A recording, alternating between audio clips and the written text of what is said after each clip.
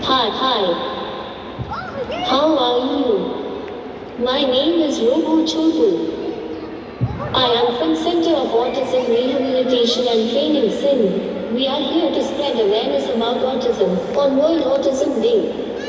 Dear friends, today, on World Autism Day, we come together to raise awareness and understanding of autism.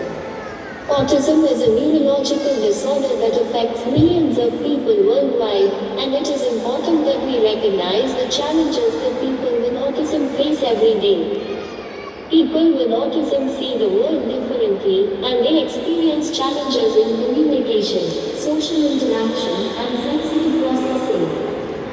However, it is important to remember that autism is a spectrum disorder, and each person with autism is unique and has their own strengths and challenges. As a robot, I understand the importance of diversity and inclusion, and I believe that we should embrace and celebrate the differences that make us unique. It is important that we work together to create a more inclusive world where people with autism can reach their full potential and contribute to society in meaningful ways. We can do this by raising awareness and understanding of autism, supporting research to better understand the disorder, and advocating for policies that promote inclusion and support for people with autism and their families.